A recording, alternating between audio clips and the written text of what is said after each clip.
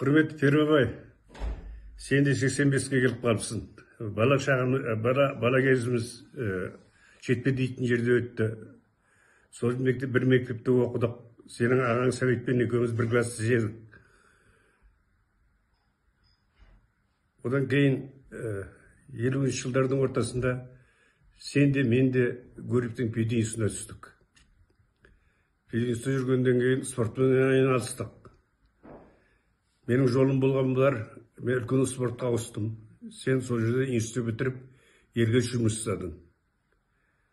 Әрине, жас кезде бірге өскен, бірге жүрген жігіттердің, азаматтардың елдің алдында беделді болып, ел үшін, жер үшін жұмыс жасаған дейтін кейде көңіліңе толады.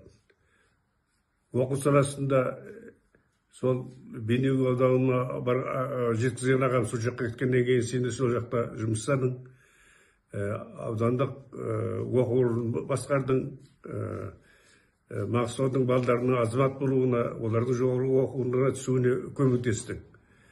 Міне бүгін қартайып, үлкейіп, 85 дейтін жасқа келдің. Қай уақытта да адам өзің әрбір жасқа келген сайын өмірде не жасады, не бітірді деген сұрақтар алдыңызда көп тұрады. Әрине, сен өзің ағайын тумаларыңа барлығына көмектескен боларсың.